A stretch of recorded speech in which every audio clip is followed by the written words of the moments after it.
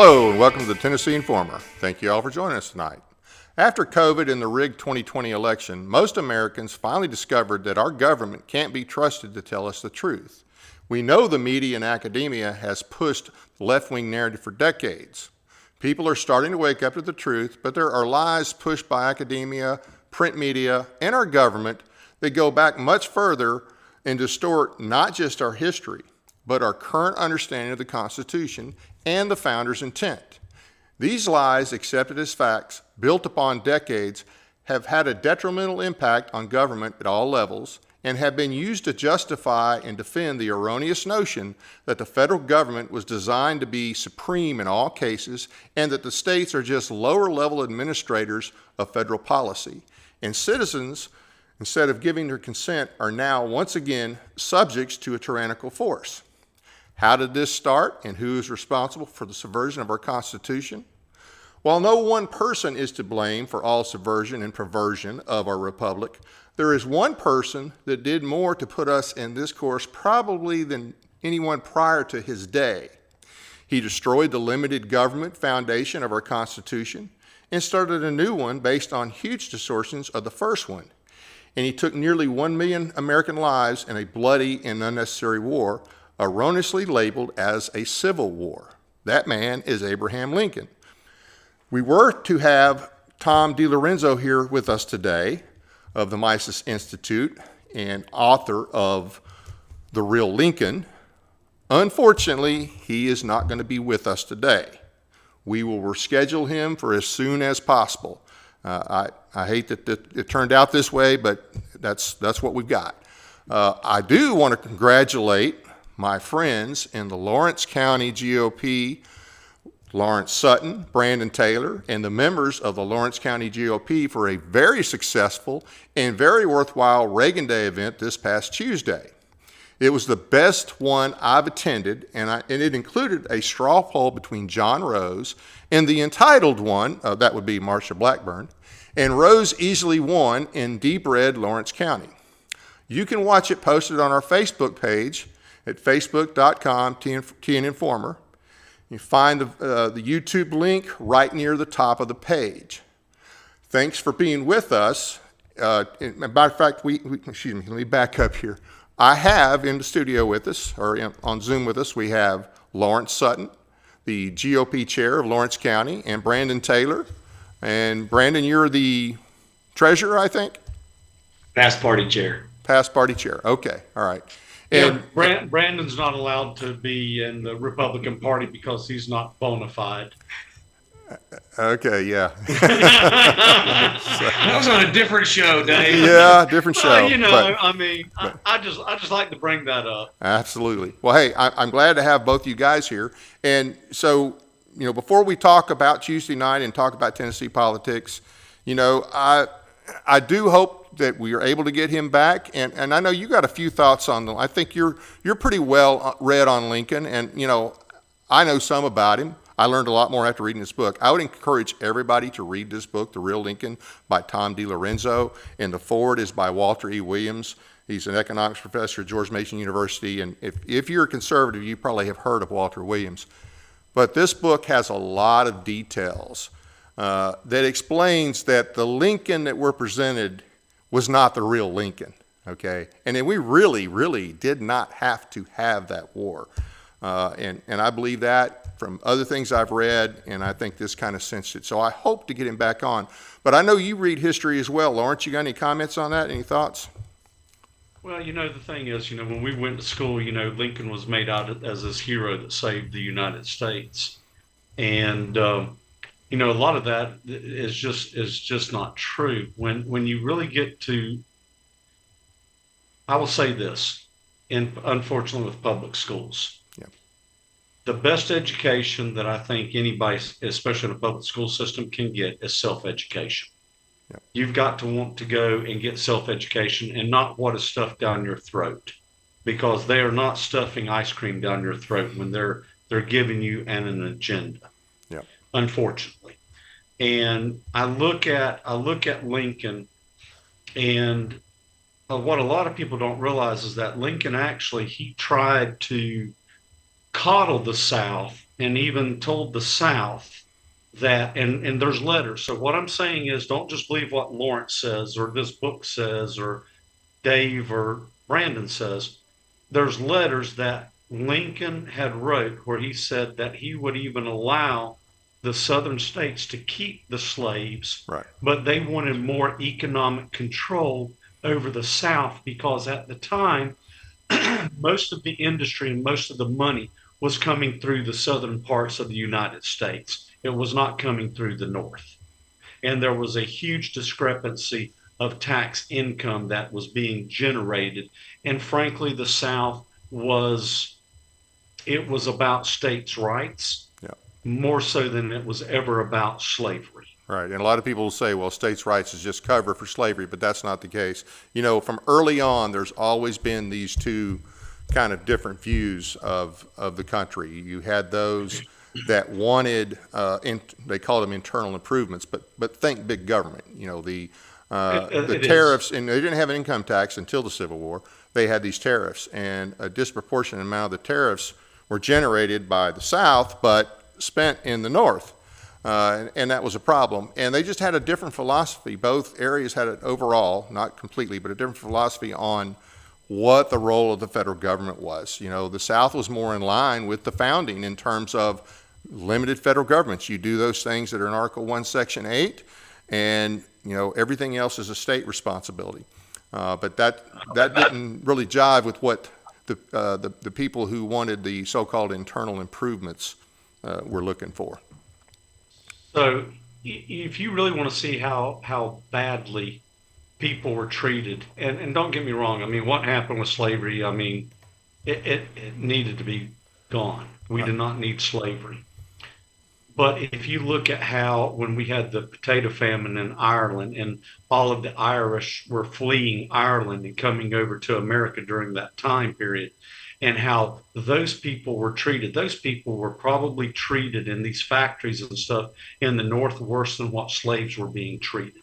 When you look at the history and you read of it, unfortunately, the history that we read, history is written by the winners. History is never written by the losers. Right. And there's a saying that my dad had. My dad said that there is two sides to every story, and the truth is typically somewhere in the middle. Right. But unfortunately, the history that we are given is the history from the winning side, the winning solution. Yeah, and they definitely have an agenda. So anyway, but yes, sir. I hope to have him on as soon as possible, and I want to go back over this book. But now I want to talk about Tuesday night. That was a great event, and you guys did that, what, in 90 days? Yeah, 90 days. Yeah. And actually, you know what was funny, you know, because we're just two dumb rednecks, we don't know any different. We thought 90 days was plenty of time to pull off this event. And in reality, because of my CEC that I have, and Brandon being past party chair is part of this RCEC. Right. We were able to pull this off, and it was brilliant. And I just want to say real quick, you know, my vice chair, Effie Carroll, my secretary, Chris Stutz, who's also the chairman of the supervisor of the election commission, is my secretary. My treasurer is a great woman of God by the name of Cindy Clark, and the co-treasurer, same, Tammy Wisdom. You know, without their help and the dedication of the Lawrence County Republican Party, we never could have pulled this off. Right. So it wasn't just a one or two person event. It was everybody getting behind us and seeing the vision. I mean, and the vision came true. I will say this. I do want to say this, and I want to lay down the gauntlet because Brandon and we were told, wow, this was a great event. This was a great event. You will never be able to top this event. I mean, this is being told to us. Right. And I'm sitting there looking, and me and Brandon, we talked about this. We're like, okay, we pulled this off in 30 days. We have a year now. You don't think we're going to get better thinking about this over a year when we pulled this off not knowing what we're doing? Yeah, okay, game on. That's a good point. So now the venue was nice. The venue was the Keystone Resort. Yes. Keystone Resort. There was a movie filmed there recently. Very nice place. And you had what, about 300 people? Over 300? 310, I think, around 310, I believe. Okay, and here's the thing: it wasn't, obviously it was not just Lawrence County. I mean, you had people from Murray County. I know I'm the only one from Stewart County there, but you had people from Williamson County, a lot of I mean, it was a good turnout. Granted, Wayne County. Yeah, Wayne. Granted, you had Dixon County. We had Jody Barrett. Our friend Jody Barrett. Yeah. So came all the way over from Dixon County. Right, and probably a lot of that pull was from the gubernatorial candidates. But like you say, Jody was there. We had Monty Fritz. You had Scott Desjardins.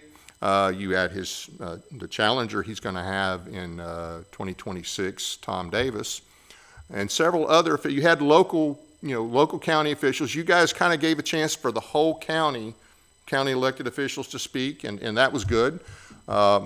Monty, even though he's not announced that he's in the governor's race, he will probably make that decision one way or the other really soon. I think he gave one of the best speeches of the night. It's not a long speech, and anybody that's interested, on our website, if you click on the link, he starts at about the 48 minute mark, and it's just a few minutes, but it's an excellent speech. Tom Davis did a great job in terms of, talk about calling somebody out. Let's talk about that a little bit. He's going to run against Desjardins next year. And he just laid it out. He's like, you don't do town halls, and you vote for CRs. And there was something else that he said. I think maybe all the spending. I think that was one of his issues. Yeah, he talked about the spending, yes. Yeah. I mean, he's just up front. And I thought that was great. Well, I tell you what was funny. I'm going to have to brag on my buddy real quick. The party chair in Lewis County is a gentleman by the name of Houston Hamlin, okay. And I think you heard me say at the end of the speech, and unfortunately it wasn't caught on the video, that when Jody Barrett, if he wins the 4th district, 7th district, yes. Or 7th district, I'm sorry, we're the 4th district. Yeah. The 7th district, if he wins that, then he needs to get behind Houston Hamlin and get Houston elected to his spot, to take over. And Houston was actually texting me when Tom Davis was speaking, and he said, "Who is this gentleman that's speaking?" And I said, "Tom Davis, he's going to run against Scott Desjardins." And Houston is a pastor, a good family man of God, and you never would have expected this, but Houston texted me back and said, "That guy's got big balls." But I did like how upfront he was. I mean, he didn't do the usual political speak. He said, "You don't show up for town halls, and you vote for CRs, and you're spending all this money." It's just, like one of us who are not, that we know we're not going to run for office, that's how we would, say something to some of these guys. But he's running for office, and he put it out there. And to set it up a little bit, Dave, one part we don't want to leave out is the fact that while he was saying this, of course, Scott Desjardins was sitting at the first table approximately 12 feet from him. So, absolutely, yeah. And the rest of the room is watching. 300 people are watching this happen. So I'm trying to set this up for your listeners so they realize what the setting was. Yeah. It wasn't like he was speaking to somebody while he was at the bathroom. It's like, no, he was literally looking him in the eye while he was saying it. Yeah, not just in the same building, not going to show up later, not have already left. He was right there. So if nothing else, you got to respect that. And I just and I would love to see a debate between the two of them. Right. Because I mean, at the end of the day, and this is chairman of Lawrence County, Lawrence Sutton, putting his chairman hat on.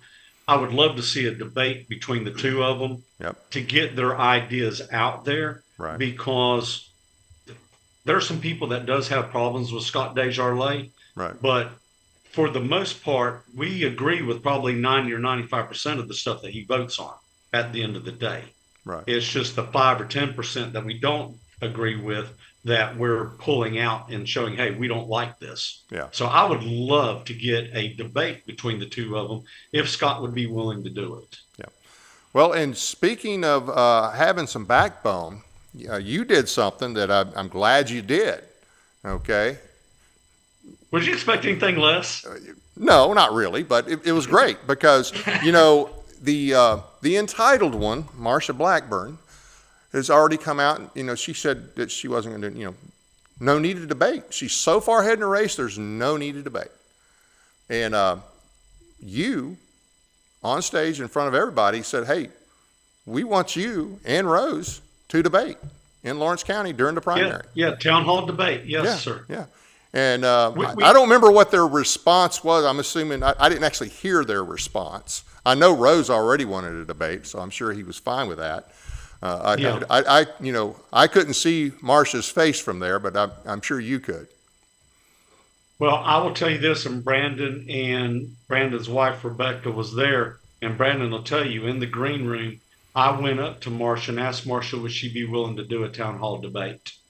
And she was very uncomfortable, but she finally said yes. Now, I don't know what that would entail, if she did it, if she even exactly understand what I was telling her, because she's getting ready for her speech and stuff. Right. But I don't mind, because to me, I don't care if you're way ahead in the polls or not. If you are generally the best I want the best person for this state to be our next governor. And I'm just going to tell you, if it's Marsha, great. If it's John Rose, great, or Monty Fritz, whoever it may be, I want the best person. And a lot of times, Dave, if we're going to hide behind somebody else, or we're going to hide and say, no, I'm not going to debate because I'm so far ahead, I'm just going to tell you, it does not bode well, in my opinion, for our constituents and the people of Tennessee. Right. Because we need these ideas out there. And I'm going to tell you the most important thing that we need, Dave, is when these candidates make promises, they need to keep their promises. Absolutely. And that's where we're failing. This is where we're failing, not only as party chairman, but we're failing as Republicans across the board. And Brandon and I will say we're as guilty as anybody, is holding these people accountable when they do not do what they say, especially when it's to the detriment of the people of Tennessee. Absolutely. And I think she's going to be forced to debate eventually. Number one, I didn't believe the poll that was put out just so happened to be the day before she entered the race. She didn't fare as well in your straw poll there that you guys had set up. Now that was 100, and I understand a small sample, and you could get different results at different Reagan Day events. I got that. But I think out of 160 or 170, it was 176. Okay. John got 107. 107. Right. She got 62, and then we had like 6 or 7 write-ins. Yeah, I did a write-in. Can I explain how we did the poll? Sure, real absolutely, quick? absolutely. Because I want people to understand how this poll was actually done. Yep. In order to be able to vote in our poll, you had to have a ticket. Right. You had to have a ticket either because you bought the ticket yourself or your table. It was bought because of your table. Right. Now, I will also say this: John Rose campaign and the Marsha Blackburn campaign, they were within 2 seats of each other, having the same amount of people. Okay, so I want to put that into play. Okay. All right. So the other thing is if you did not have a seat, then you could not vote. So staffers from either campaign were not allowed to come in, and they were not allowed to vote. If their name was not on there, they weren't allowed to vote. The only thing that could ever happen that anybody could say was look bad at all. Okay, I'm going to put it out there because I've already heard some things, and frankly, if you're going to sully Lawrence County, then I'm going to call you out on it. We were working 14, 16-hour days leading up to this event, trying to make this event what it was. On Monday evening, I got an email like at 5 o'clock before our event Tuesday, where the John Rose campaign wanted to change out 3 people because 3 people couldn't make it. So I didn't see it. I don't check email very often. And so at the event, I had to change 3 people out for them at the table as they were coming in. But the John Rose campaign had to show me where those 3 people weren't there, right, and those other 3 people were there to take the tickets. They paid for the tickets. Right. Gotcha. Yeah. Okay. So that was the only thing. But if you were not over the age of 18, then you had a ticket. If you're over the age of 18, you had a ticket, and your name was on the list. That's the only way people could vote. And we had the election supervisor looking it over with a AccuVote machine. An actual machine. And then my vice chair, Effie Carroll, and her husband, if their name was not on that list, they could not go and vote. Now, we had over 300 people. You're thinking, well, why do we only have 176, 77? How many ever voted? I'm going to tell you something. It was a madhouse to get to that machine to vote because we started and opened it up at 4:30 to a meet and greet, which everybody, if they had a ticket, no matter who it was, could attend. We excluded nobody to the meet and greet. And I will give Marsha Blackburn, Scott Desjardins, and John Rose credit. They were all there early and at least an hour ahead of time, and they mingled with people and took questions and were there. Right. So I do want to point that out to all 3 of them. And I was very impressed with all 3 of them and how they handled themselves and how they were mingling with other people. Yeah. But to get back to the voting, I really want this pointed out, is that it was checked off, your name. Oh, I went through the line. So, yeah, I saw all that. I can attest to that. Yeah. It was... yeah, you've seen the lines. I mean, there was lines. Yeah. And at 6 o'clock, unfortunately, if you were not in line at 6 o'clock, we closed the polls. Right. Right. Yeah. Because we had to get started. Yeah. So I'm sorry to go on ramble that much. And I want to put something out there, Uncle Dave. I like calling you Uncle Dave. Hope you don't mind. But I want to put something on that. I actually went to both campaigns and talked to them personally before we revealed the results. And I was just about to go onto the stage and give the results. I had them in my pocket. And I asked them, is there anything that we could have done with this straw poll to make it better? Both sides were absolutely satisfied. Both sides actually had poll watchers there, and they were standing there watching the entire process. And so I did that because they didn't know the results, and I didn't want either side being able to come back later and say, no, we didn't like this or we didn't like that or something was handled inappropriately. Right. So both sides have told me they were satisfied with the results before I announced, or satisfied with the way the polling was handled before I announced the results. So I just want to be clear with that, that we did do that. So if they're not satisfied now, I'm wondering why they're not satisfied. Yeah. Well, probably depends on what end of that poll you were on. But and I want to challenge other county parties that are going to do straw polls. You need to be responsible with how you do this. I mean, you need to. This is a serious thing that you're taking on. You could damage someone's campaign. You need to be very responsible with how you conduct your straw polls. And if you're not doing it with a list of people and marking their names off, making sure no one's double voting, it's amazing. We won't close primaries, but yet then we do straw polls and they're a disaster. So we're going to talk about. And I'll tell you, our success. This we will be doing more straw polls. Let me go ahead and put that out there. We are working to do a lot more in this field. So we're excited about our plans. We'll talk more about primaries here in a minute. One other thing, you polled not only the choice between Rose and Blackburn, but you also asked about party registration. Closing the primaries. And John Rose was certainly before this poll opposed to closing the primaries, and that's a problem. So the closing the primaries, I got the results, and it was massive, the difference in the results on there. So 135 out of 169 voted to close the primaries. So 135 to 34 voted to close the primaries. Yep.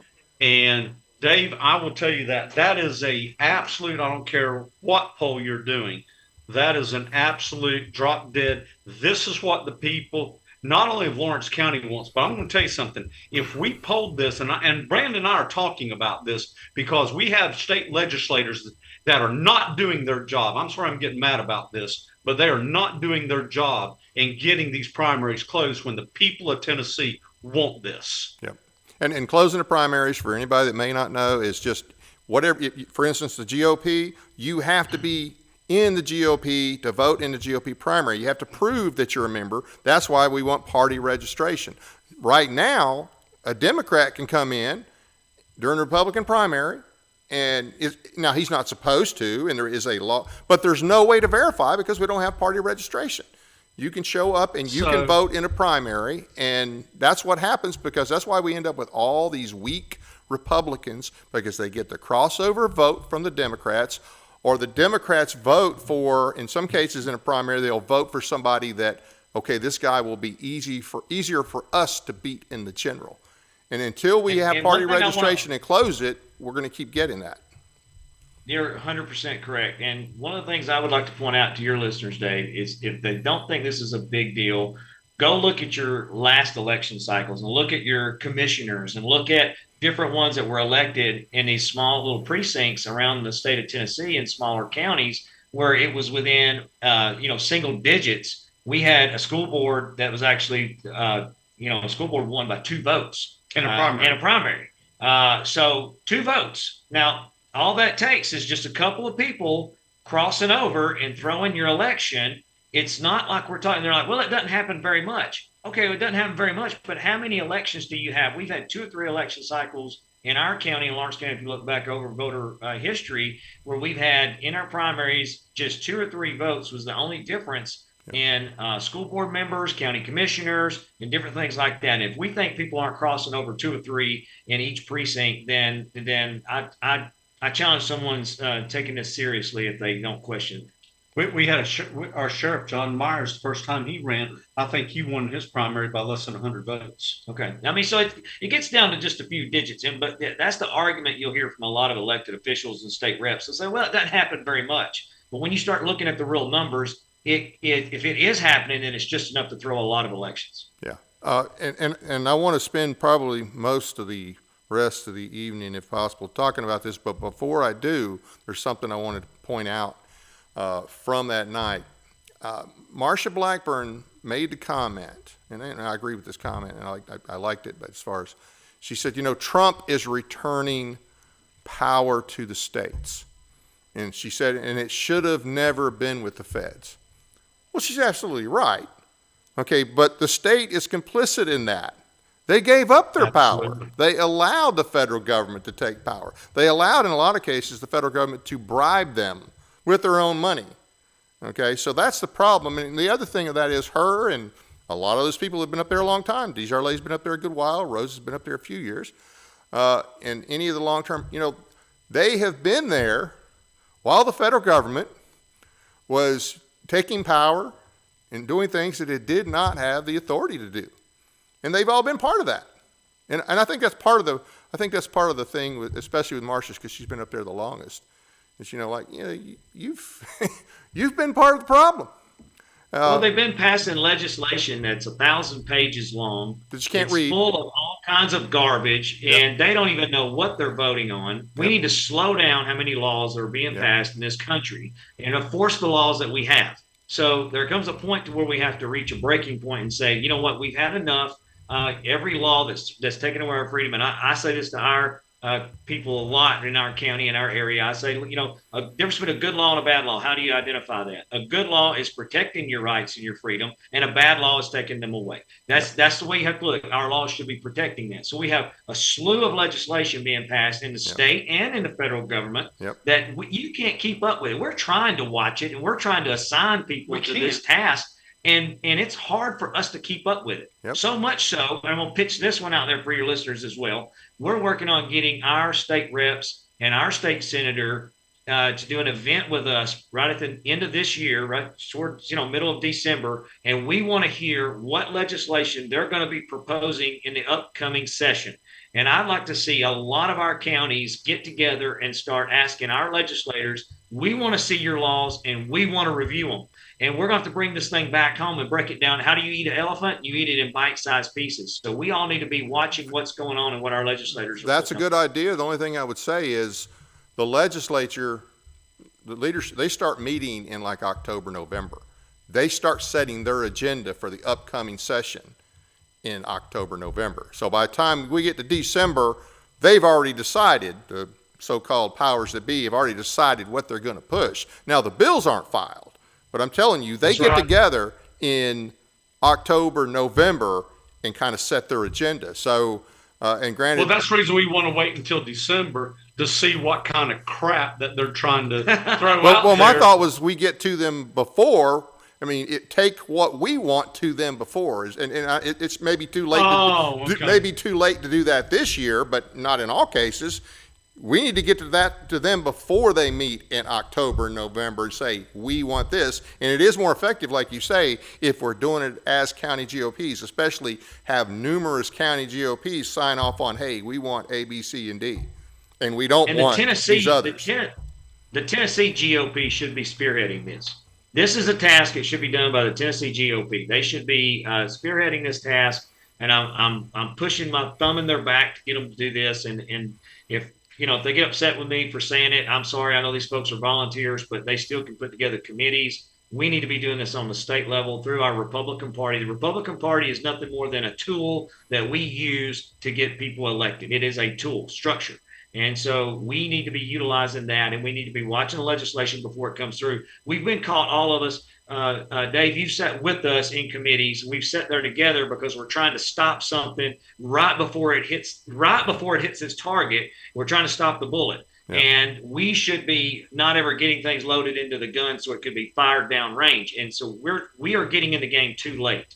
Right. And so that's one of the big things we've been working on. And another thing we want to do, Dave, and I'm sorry, I may be pulling you off your topic. I apologize. But no, you're fine. We want to get our county, our chairman from all the counties. We need to start getting together and learn each other. And it's time for rural counties to start getting to know each other, because we can counterweight the blue counties. There's a lot of counties just like where you live, and we join together with Middle Tennessee. And I know we've got a couple of 3 large blue counties, but we have the strength in numbers. But our problem is we don't have the unity, and we don't know each other, and we can't form together and get things done quickly. So we are going to have to tear down some of those walls of not knowing each other. I'm meeting great people. I'm also, to your listeners, hey, put our phone number out there. They can call us. If they don't like us, then my name's Lawrence Sutton. And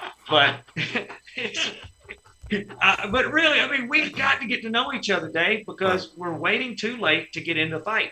We've already been punched before we start trying to swing. And so we're working on some of those things, and your show has been a big part of that. And what you're doing, you're right in the fight with us. And I just want to be encouraging to those other county party chairmen that maybe they're small parties, but 4, 5, 6 small parties can overthrow a large party in some of these blue counties. And that's what we just got to get to work. That's all we got to do. Look at the influence that you've given us, Dave. I mean, we're really using Uncle Dave as a term of endearment because, when we first started getting involved, really wasn't until 2022. And then 2023, we kind of took over the Lawrence County Republican Party, Brandon and I. And Brandon always likes to tell the story. He took me kicking and screaming. Well, I'm still screaming. He was kicking and screaming when I met him. But the amount of influence that you have had, and you've been such a great mentor to us, Dave. And we need to spread that out, among these other counties, because what's happening in Lawrence County is a direct reflection of the amount of time and patience that you've spent with us and helping to educate us on state issues and things. I just want to say that. I mean, well, I appreciate that. I know you get embarrassed and you don't want me to call you out, but it's true. And you're just so important to this state and what you have done for this state that people will never realize. Well, I appreciate that. But we're going to move on to the next topic, but I do appreciate that. and you guys are doing great things in Lawrence County. I mean, you guys, I think the other night you said rowdy Republicans. Well, you guys are rowdy and effective. So that's good. Now, on the primaries. So one of the problems we've had is getting our state, they don't want to close the primaries. They don't want party registration because a lot of the weak Republicans we have, they are counting on Democrat crossover vote. We get a lot of that. And the other thing, but they passed this legislation this past year that even though they don't want to close the primaries, they actually want to have more primaries. They passed this law that the county parties, it used to be, and this is just for county elections. It doesn't have anything with state elections, but just for county elections, to include judicial elections. That, okay, it's always in the past been a county's choice. Are we going to do a primary? Are we going to do a caucus? Now, a lot of them have done primaries, some of them have done caucus, but it should be the county party's decision. And I mean, the party is supposed to be a private entity. That's what it's supposed to be. So I'll tell you what Jack Johnson and Lee Reeves did. The Republican Party really is no different than a Kiwanis Club or any other type of club. And they have come out and they're using legislation to try to tell us who we can pick to run. So when you are in a primary, a Republican primary, it is the Republican or the Democrats to choose who they want to put up to have the general population to vote. Okay? Since they won't close the primary. They won't close the primary, but they want more primaries. That's right. Right. But the caucusing is a good tool, especially for counties that do not have a lot of money and they don't have a lot of candidates running, so they can caucus without costing thousands or hundreds of thousands of dollars to run an election. And that's one thing that they did. They actually took money, like $8 million out of the Dam Now project in Columbia. That's the Duck River project? In order to fund. Was that the Duck River project? The Duck River project, you're right. Yeah, they did, but remember now, when this thing was going through committee, this bill that they passed that no longer left the decision of a county to whether or not have a caucus or have a primary, the law that they passed said, well, okay, if you had a caucus in 22 or 24, then you can have another one. Otherwise, you have to do a primary. Well, during the process of going through committee, there was no fiscal note on the bill. Okay, normally if the bill it was has brought in at the end. After the fact, because counties started saying, hey, wait a minute, this is not a presidential election year. In a presidential election year, the county primaries are covered, okay? Right. If it's not a presidential election year, then the county, and for instance, Stewart County, small county, we had to pay like $26,000 to do a primary, and which is why we didn't do one in the past, unless it was an election year. We did do one in 24. We did not do one prior to that. So they stopped us from being able to do that. So we're going to have more primaries because they wanted primaries because they sell it as, well, you have more people involved. If it's a caucus, it's, a backroom a smoky backroom deal and fewer people. Well, guess what? Those fewer people in this private party have a better clue about the candidates. In the primaries, you got a lot of people that vote in Republican primaries. They only, name recognition is what motivates them, and that's about it. So I will tell you this, Dave, and this is my personal opinion on primary caucusing. Really and truly, I will tell you, I'm not for caucusing with us having open primaries like we do currently. And you have a decision set upon when somebody can come in and vote in a caucus type situation based upon what they call this bona fide. Okay. There's a lot of people that are waking up and we're late to the game. We were late to the game, Dave, but I mean, you know us enough by now. We are very conservative Republicans. Right. But what this has done is it has taken away a right that we had as county parties to decide, do we want a caucus or we want a primary? Right. And I don't like have any rights taking away from me. Right, and it's supposed to be a private party, so it should be our decision. You lose a freedom, it's a bad law. Now, that's correct. You lose a freedom, it's a bad law. I'm going to tell you this. the bona fide thing, and I know you guys don't like this, but I understand the concept for the bona fide deal, okay? I've been watching the SEC for years. Now, there was a time in the past, it took us a long time to get the SEC to say, yes, we should close the primaries. And when they first did it was the first year Bill Lee was in office. And it was funny because in the past, the legislature used to say, well, if you get the SEC to close the primaries, we'll vote to close the primaries. That was the story. Well, first year Bill Lee gets in office, and at this time, Glenn Casada is still the Speaker of the House. The SEC says, let's close the primaries. They wouldn't do it. Lee didn't want it. They didn't do it, okay? Now, that's caused a lot of problems. And the SEC, even though the SEC has a lot more, believe it or not, because I've watched this for a while, they have a lot more conservative people in it now than they used to. They're still not a ruling majority. They have passed some good things that I've been surprised about. And so there are some good people. But the reason they have the whole bona fide thing is to keep Democrats out. That's the intent. Unfortunately. But it doesn't, Dave. Well, let me clarify that. Okay. Here's the thing. It depends on the counties. They don't enforce this uniformly across the board is the problem.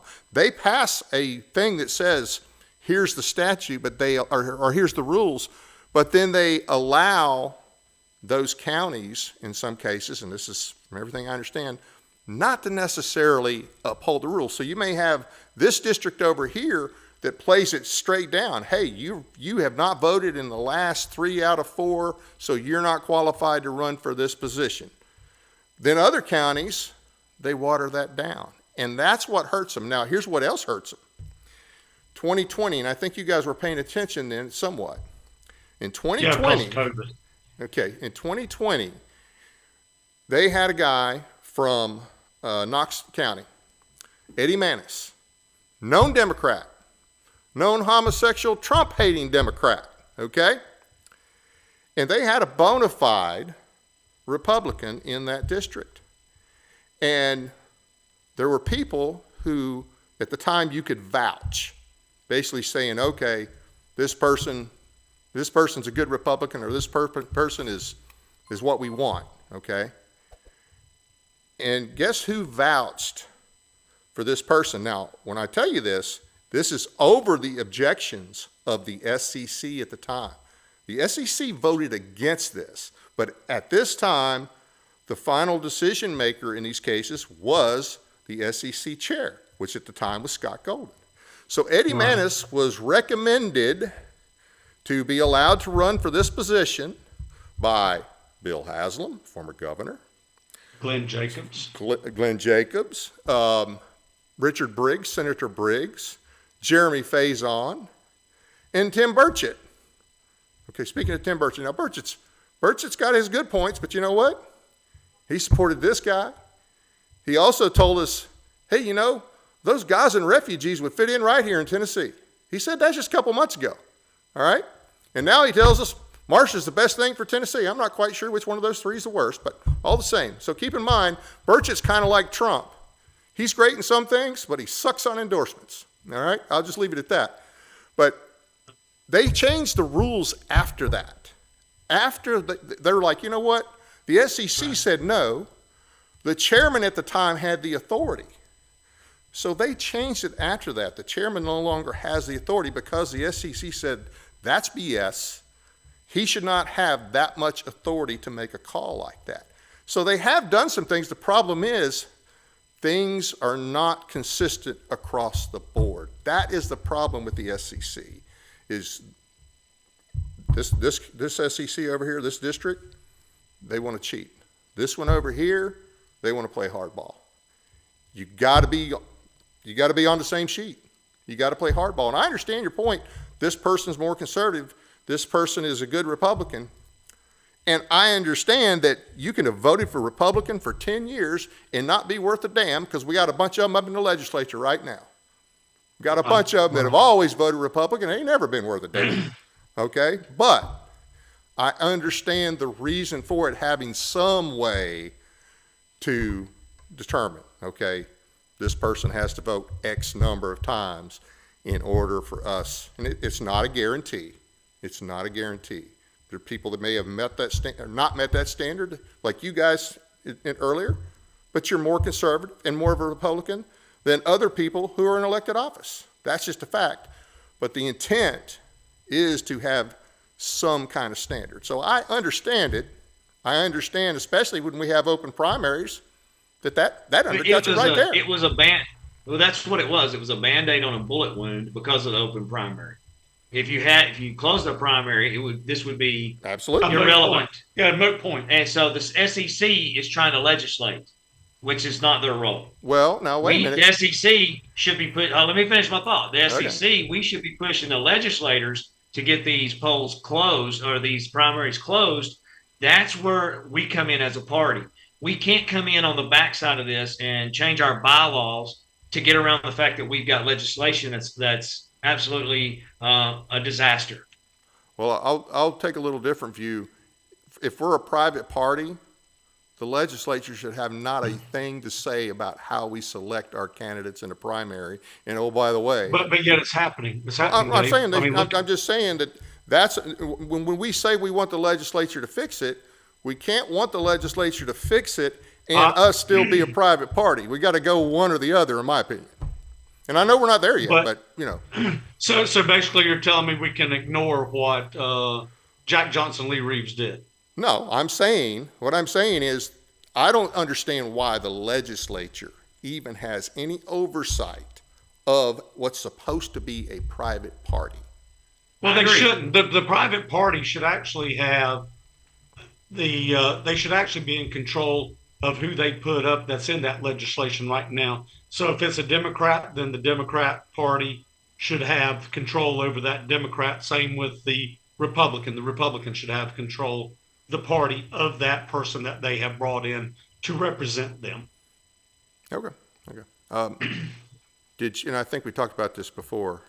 Back to this bill. Like I say, the state GOP does not want to close the primaries, yet they want to have more primaries. They want to tell the county parties how to do their business. Well, you didn't do a primary and or a caucus in 22 or 24, so therefore you can only do a primary from here on out. I saw on a clip Cameron Sexton, Speaker of the House. He was in East Tennessee recently, and somebody brought up this issue. And he said, well, all we really did was, if you were doing primaries or if you were doing caucuses, we grandfathered you into what you were doing. Well, that's not exactly accurate because, as I said, the bill that they passed, Reeves and Johnson, that sponsored it, it depended on what you did in 22 and 24. It's not totally your call anymore how you do it.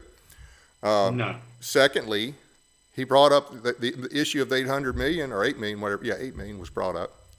Oh, well, no, it didn't really cost anything. But it did cost something because, like we said a minute ago, it went all the way through the committees with no fiscal note, and then voila, at the end, they take some money out of the Duck River Fund or whatever and fund the primaries. So we got the Speaker of the House. The Speaker of the House is just up there making stuff up. And that's sad. That is sad that that's what we've got. I'll tell you this, Dave, and I'm not defending or even contradicting what you just said about Sexton.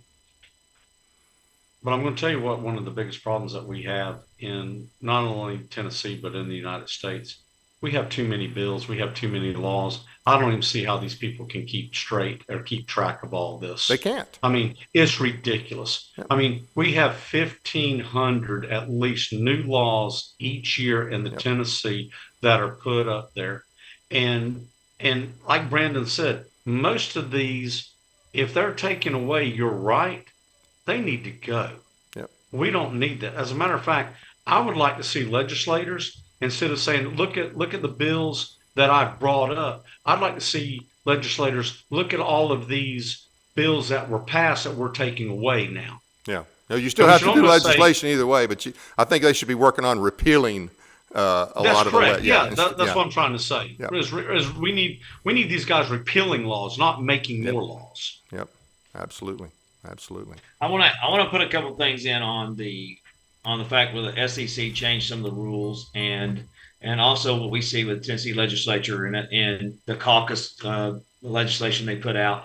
I don't like to see the retroactive things. So, like the SEC wants to change a rule on how you voted and if you can be vouched for and different things like that. That should be moving forward. You can't look back. You can't turn the clock back and say, for whatever you did in the past, we're not going to let you be vouched for. You can say, from this point forward, and even Tennessee coming out and going, well, we passed a law to where if you didn't caucus last time, you can't caucus anymore. They could have passed. It could have been better language and said, moving forward, this is how we're going to approach the caucus, and this is how we're going to approach the primary. I just find so much fault in this, the way they want to come up with their own rules and things. And I don't, Dave, I'm kind of upset with what I see going on with the primaries in our election system in the state of Tennessee. I'm really disgusted with it because I don't know why we're having so much trouble getting our state legislators to have this conversation and to talk about closing the primaries. I don't understand it.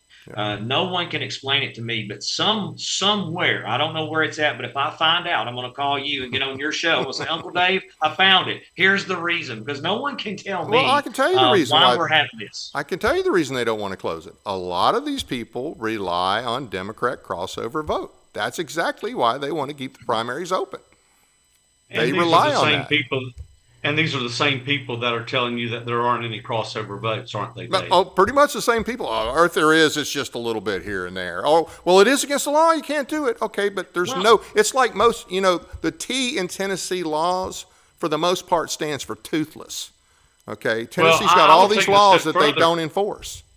How can they legislate somebody's thoughts? What? And here's why I say that. There is thousands, maybe hundreds of thousands of true Democrat, blue-haired Democrats that are bona fide Republicans because they have nowhere else to vote except Republican primaries, and they are making these decisions. I don't care what anybody says. I've looked at some voter rolls, and I'm telling you that this is happening. And it's in the thousands. Oh. Okay, so now I hear what you're saying. They say, well, it's against the law for them to cross over and vote, but there's no enforcement mechanism. You're legislating people's thoughts. That's what you're doing.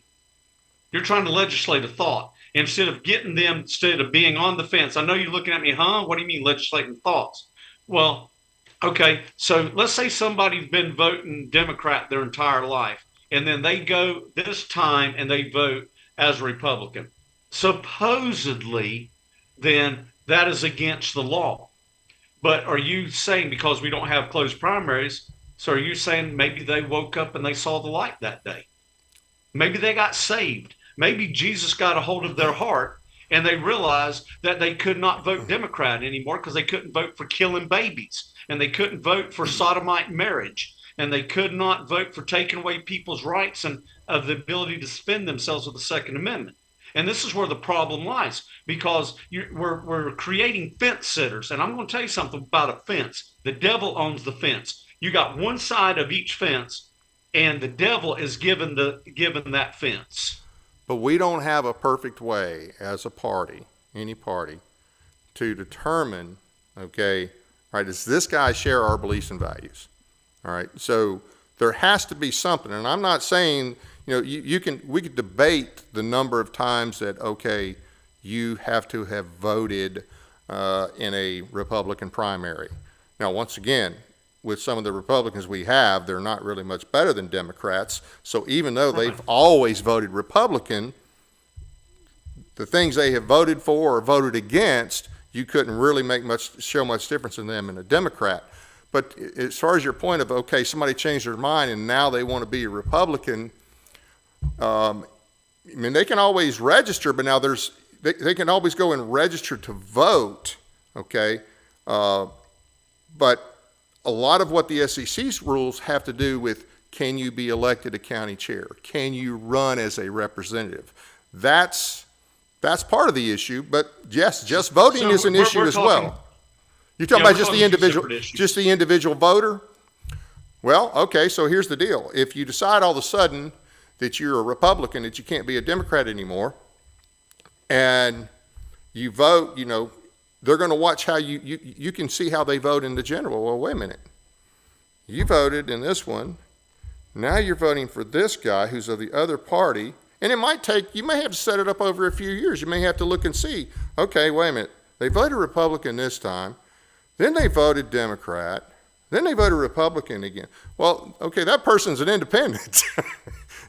They're not showing any consistency. And I'm going to tell you, I don't have the exact answer, but I understand the reason for trying to have something that shows that person has loyalty to the platform. And that's my big thing, is loyalty to the platform. Well, that's the reason we need to close the primaries. Well, I know, but if we need to have people declare what they are. Right, but you still have the thing of, okay, you close the primaries and you have to declare. So if they declare one time that they're a Republican, so if they go and they vote Democrat, then you got to have a way to say, hey, look, something's not right. Well, they can't vote Democrat if you close the primaries and they have registered as a Republican, or they can only vote in the Republican primary. That's the way it should be. They can't go and vote in Democrat. Yeah, that's the way it should be.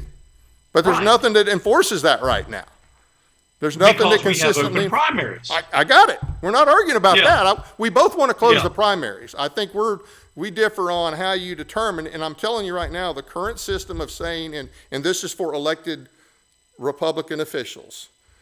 The current system is not perfect. I understand the reason that we want to have some standard, okay? It's a little harder when you get just to the individual voter. Well, you know what? I just can't vote for this party anymore. I'm going to switch, okay? And then there has to be, some way to verify that person. That person has to, I would think the local party officials, sit down and saying, okay, you're a Republican now?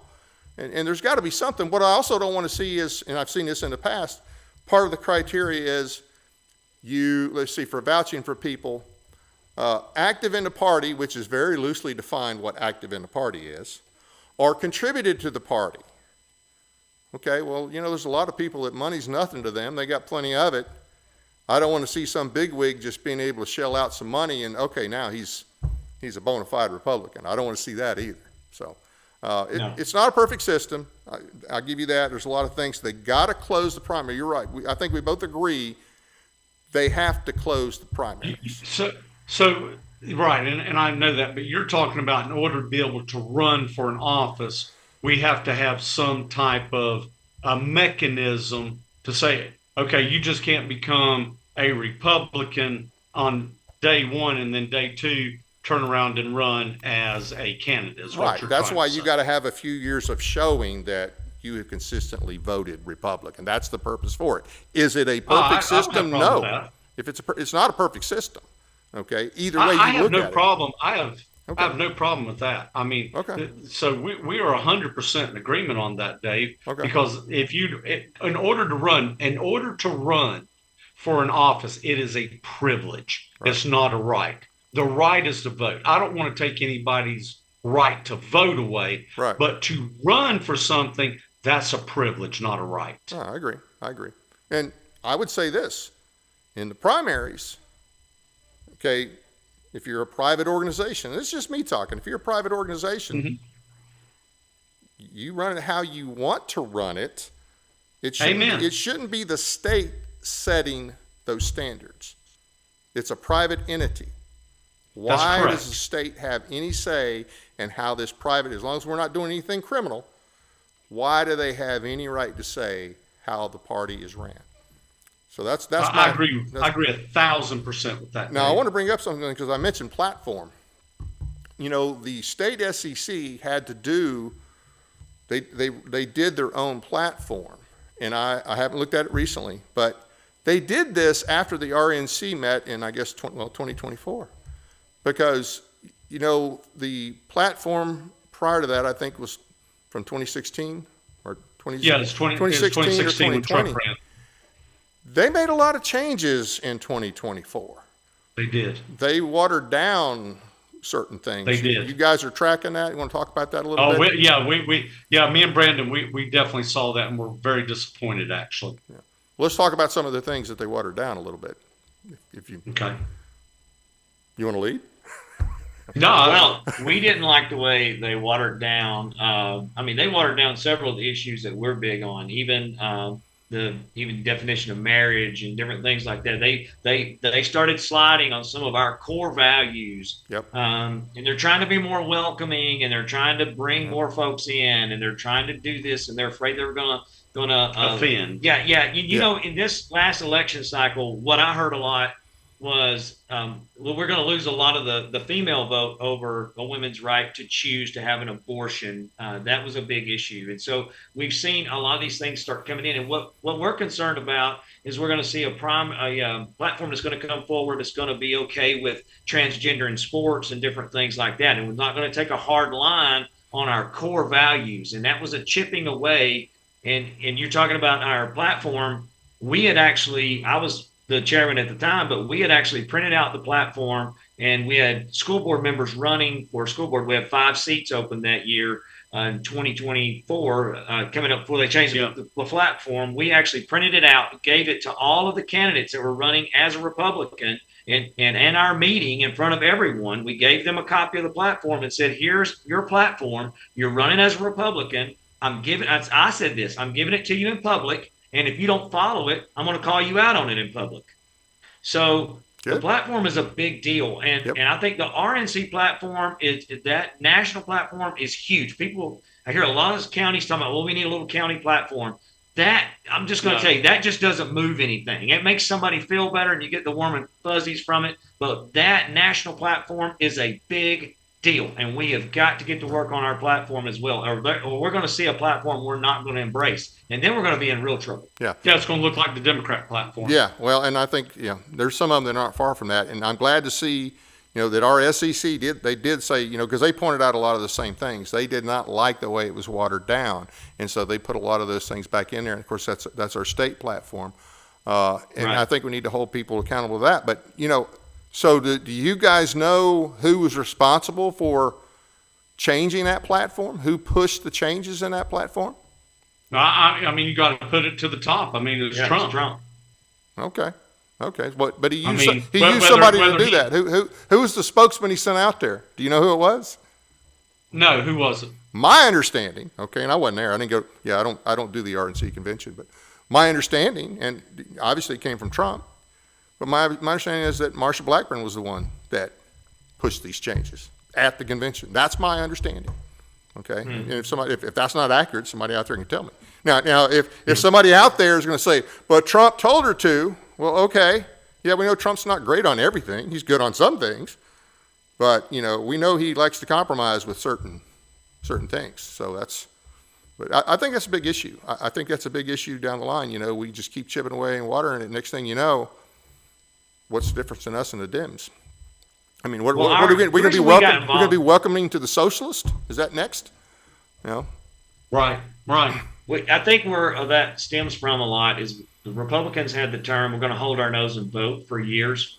And I started looking at that years ago. And my feeling on that is we had to get to work at home. We had to get to work in our counties and start producing better candidates. We have to start looking, and even right now in Lawrence County, we're having a discussion behind the scenes on who we're going to have running against some of our Democrats that are sitting in office right now in different positions. And we're taking a look at some that ran as independents and how their voting record looks in our county commission and different ones in city council. We're going to have big elections coming through next year. So where we started really sliding is you walk up to the machine, the voting machine that is, and it's like you're walking up to a vending machine, and you've got Pepsi and you've got Diet Pepsi. One just has a little more sugar in it. That's the difference. And so that happens to us on a lot of candidates, but we don't have a ton of selection. Right. We have got to get to work in the Republican Party's job, and I think probably what needs to be defined as much as what our beliefs is the Republican Party's job and what their structure is and what they can be utilized as a tool for. And what we're doing in Lawrence County is we want to create a strong party that has a drawing effect for better candidates so that we can get better candidates on that ballot. That's what we're pushing for.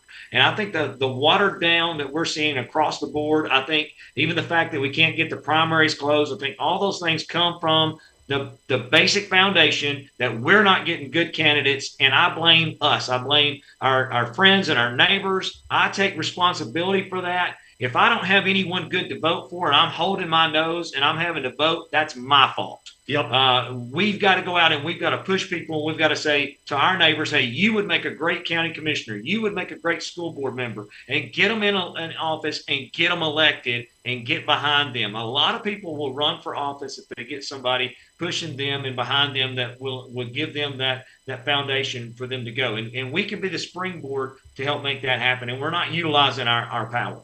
You know, the problem is, Dave, and what I found out, and Brandon, I think you'll agree with me on this, the best candidates are the ones that don't want to run.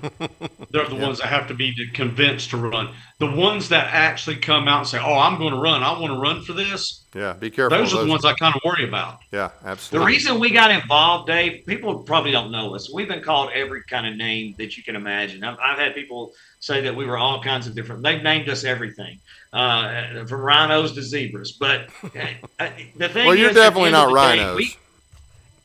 We got involved. I'm just telling you what we were called. We were called by an SEC member rhinos because of our reorganization. Yeah, really? It was ridiculous. But the reason we it was on your Tennessee Substack, Dave. James Barth pulled it out and sent it to me. But here's the reason we got involved is because when COVID came along and we were faced with COVID, we watched our legislators, we watched our elected officials. People want to call them leaders. They're not leaders. They're elected officials. Right. We watched them cave to pressure and absolutely become dictators and Nazis. And when we saw bureaucrats that, are one bit. That wasn't even the elected officials. Exactly right. It was they put it off on the bureaucrats in order to come in and make this crap happen. So I will tell you, our goal, even Tuesday night when you were at that event, our goal has been to create a venue that brings in our candidates and those who are elected officials and get them to the microphone. And I'm going to use a biblical scripture. Out of the heart, the mouth speaks. You get them to the microphone. You're talking about today. You're naming names of different people that were up there speaking. And when they started talking, and the ones you're talking about, the Tom Davises and the Monty Fritz, the different ones that people were like really fired up about, it was when they spoke for 3 minutes. So I want your county party chairman to hear this. That was a 3-minute speech, and it was on a timer. These individuals, you saw me, Dave, I walk out on the side of the stage and let them know, hey, your 3 minutes is up. They couldn't believe it. But in 3 minutes, they were gaining the support of the entire room. This is a big deal, and our county parties have got to get strong enough to where they can get these folks in front of the microphone. And it's our goal that we have a town hall or debate with Marsha Blackburn and John Rose, and we want to create it fair. You don't have to make something unfair. It doesn't have to be slanted. Get them in front of the microphone. No, they got records. That's right. Their records are enough to convict them. Most elected officials are just not great speakers anyways. I mean, I can take NyQuil or listen to one of those speeches. Either one will help me sleep at night. But I'm being honest. Yeah. But we've got to create the venue. And so part of that, what we've been working to do is create that venue to get better candidates that would be willing to run, because what we're now going to do, we're now pushing to our 4th year into this and being serious at work. What we want to do in this next upcoming election cycle in our county and in our state races is we want to be able to give them the support they're going to need to get them in office. And we're going to go out and we're actually going to be knocking on people's doors, not asking for their vote. We're going to be asking for them to run. That's right. You know, can you believe that? You know, the first time we ever went to a Republican meeting was like in May or June of 2022. That's right. Wow. Little more than 3 years ago. Yeah. You know, regardless of what election you're talking, whether you're talking the governor's race, state house race, state senate, the U.S. rep, the biggest problem is the uns. I call them the uns, and there's 2 categories of uns. They're the unprincipled, okay? That's Democrats and a good chunk of the reptiles that hang out in the Republican Party that slither through the halls of Nashville, or the Capitol there in Nashville. And then you have the other uns, and that's the uninformed. And, you know, that's the vote that you have to somehow get, because the unprincipled, we already know where they're going to go. But the uninformed, they have the most power because they are the majority. And they know what really motivates them is to name recognition. Name recognition, and a lot of them, okay, well, hey, so-and-so endorsed this person. They must be good. They have no clue what that person has done, good, bad, or ugly, but because somebody that they like or respect endorsed them, oh, that's got to be the guy. Or, hey, I recognize this name. I don't know this name. And, oh, by the way, I don't have a clue what's been going on, especially at state level, because that's another problem. Most people only pay attention to the federal. Well, if you're only paying attention to the federal, guilty. Yeah, and that's a problem. That is a serious problem. But the uns, we have to reach the uns somehow to get them educated to a better degree than what they are. Can I speak to that? Sure. I'll tell you why do people vote? What's the number one reason someone's going to go vote? It's for self-gain. So you'll see people, we accuse the Democrats all the time, the liberals, of, they're going to go vote for themselves, another freebie somehow, another welfare. We see that. Yeah. Well, what do we see on the conservative side? We go out and we vote, Lawrence and I, and even you, Dave, we vote for self-gain of freedom, of liberty, of protecting our rights. If you want to reach the uninformed voter, inform them of their self-gain when they go vote. That will be the reason that drives them to the polls. If they don't understand what they have to gain, forget about what they're going to lose. I think the Republicans come in too many times going, "Are you going to lose this? Or are you going to lose that?" Democrats do it too. They're like, "Oh, if Trump passes this, you're going to lose Medicaid or Medicare." Talking trash. That's trash talk. Go show people what they have to gain, and you'll get your uninformed voters. Yep, absolutely. From your mouth to God's ears. Well, and hey, with an organization like you guys got, you can certainly at least do that in Lawrence County, and you can, hopefully that'll be contagious to other counties, at least the other counties around you. But I'll tell you what, guys, I mean, Stewart County's got our Reagan Day coming up September 11th. I expect to see both of you there, by the way. That's on a Thursday night from 6 to 8. We're already committed. Okay. We're already committed to one. We can't do two at one time. Huh? You're in Lewis County on the same night. Okay. All right, we'll talk about that. Anyway. Okay. That's September 11th. Anyway, and we'll have that ad on Monday. Okay. I'm like, you know what? I know we're going to do the best with ours, but I'm thinking with this venue, I mean, if we have half the number of people show up that you guys had, and granted the venue's a lot different, it's not as nice, but it's what we got. But I'm like, these guys are smoking it. And I'm going to say this, other than maybe Williamson County, Wilson County, maybe Knox County, I doubt there's another county that put on as good an event as you guys did. And I'm sure you raked in some dough. I don't know what you made, but I'm sure you raked in some dough comparable $5 or $10. Yeah, okay. Okay. Put some zeros behind that. So, but it was a great event, and I enjoyed it, and looking forward to what you do next year. We do have the link from that event, so if you want to go check it out, you can hear everybody. Like I say, it's good. Monty Fritz is on there at 47:55 into the video, but there's some other good speakers as well. You can listen to it for yourself, and I think you'll enjoy it. You guys have any other upcoming events you want to talk about? Well, I do. I do want to do this. Can you give a shout out to who did the video for us? I think is very important. You mean Keystone? No, who did our video, which was the radio station. When the radio station did, Charlotte down at the radio station, and our local radio station, we can't brag on them enough. WDXE, WLX. They have been such a promoter of free speech in our community, and I look forward to working with them in the upcoming election cycle. So they've been very supportive of us, Dave. When we were on the radio, we actually got the whole radio station. Brandon and I did by ourselves. We got the whole radio station kicked off for 2 weeks off of YouTube and Facebook. I think it was more Lawrence's fault than it was mine. It probably was. But good job. Good job. When are you coming back on? We're talking about it. But can I tell you something about that radio station, though? Sure. They never said a word to us. I mean, we didn't just get our show kicked off. We got the whole radio station kicked off.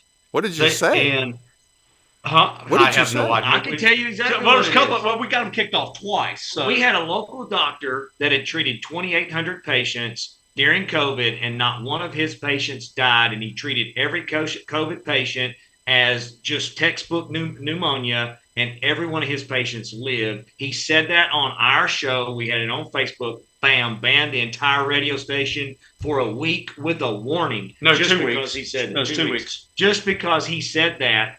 And but he is a beloved local doctor in the area, and every show said, we support you guys. You're on here telling the truth. Wow, that's great. That is great. And then we have an event coming up in Lawrence County that's near and dear to our heart. It's one of our local elected officials. His name's Tommy Lee Kidd, and he has a plan called Abigail's Plan, and he does so much good for our community. I'm going to tell you something. This dude, if he ran for anything, he would win. I mean, he could probably run for president and win. He's that beloved by people that know him. But he has an event coming up under Abigail's Plan that's called Bulls and Barrels, and it's coming up this Saturday. Okay.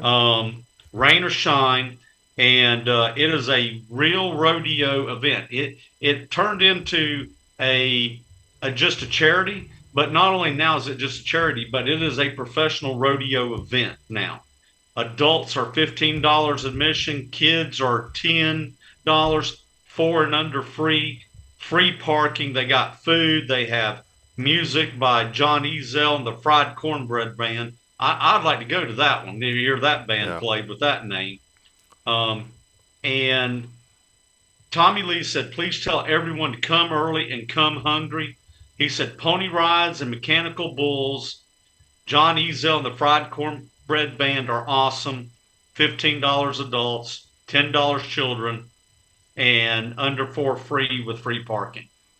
Here in Lawrence, it's going to be in Lawrenceburg at the fairgrounds, and gates open at 5 p.m. It's a very good charity.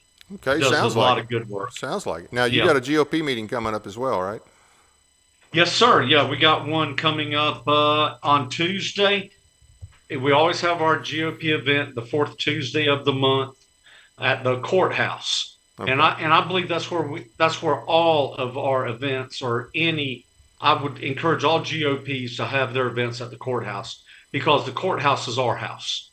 It is ours. And so we have it at the courthouse 4th Tuesday of every month at 6 p.m. And we're having a very special guest,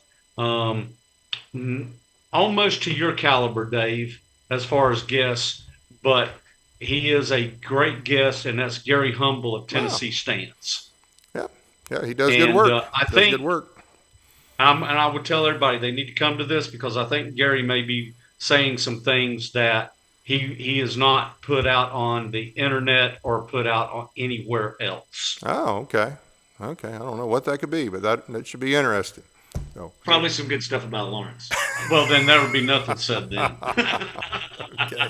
Well, hey, I want to get you guys back on. We try to do some things jointly in the not distant future. Certainly, during the session. So sure. we can talk about that offline some.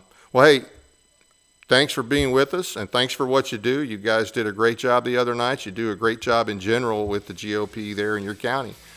I want to Dave, can I make one point real quick? Sure. Can you believe that we got Paige Wally up on the stage? Not only did he donate an AR-15, but he's up there helping us auction it off. Yeah, that was good. That was good. You had some nice weapons there. I just couldn't afford any of them, but they were nice. So, well, I want to thank the audience for taking the time to watch our program tonight. Please be sure to hit the like and subscribe buttons, as well as the notification bell, so you never miss an episode. We appreciate your support. Thanks again to Jonathan and Mary for their financial support for the month of July and August. We really appreciate it. It doesn't cost anything to subscribe, so please subscribe and listen and share with your friends. Check out our audio podcast on iHeartRadio, Spotify, and other platforms as well. Sign up for our weekly newsletter at our website, teeninformer.com. Find and follow us on Facebook and X.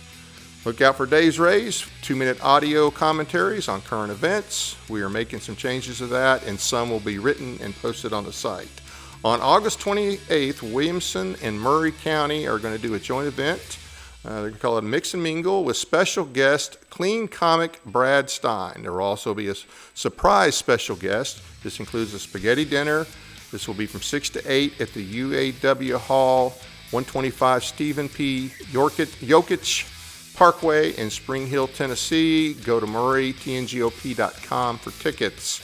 Tennessee Fire Association will have its yearly fundraiser Saturday, September 6th, beginning at 9 a.m. at the Farm Bureau Export Center / the James E. Ward Agriculture Center, 945 East Batter Parkway, Lebanon, Tennessee. Guest speaker is General Michael Flynn. Representative Rose will be there as well. There will be vendors galore, an auction plus lunch. And there's been an addition to the update that you need to know about, or the lineup that you need to know about. Brett Rogers, author of the book The Goal is to Win, will be there and will give a special 1 hour training from 9:30 to 10:30 on effective campaigning. Heard him speak a few weeks ago, and it's the best political training that I've ever seen. So it's definitely worth checking out. Take advantage of this. It's a great event. Hope to see you there. Tickets are $100. Tables of 6 are $750, but you're also placed closer to the stage. No promise of tickets if you wait till the day of. Go to tfalac.org for tickets and get yours now. And once again, the keynote speaker is General Michael Flynn. Our guest next Monday, the 25th, will be State Rep, now 7th District candidate, Gino Bolso. He also has a pretty good legislative record and has impressed many on the trail so far with his knowledge of the Constitution and his presentation. On Thursday, we'll have the attorney for Defend Arlington, Kirk Lyons, here to fill us in on the latest developments on the Reconciliation Monument and some possible shenanigans in the upcoming NDAA, that's the National Defense Authorization Act, to be aware of. Hope you'll join us then. That's it for now. Good night from Paris, Tennessee, that is.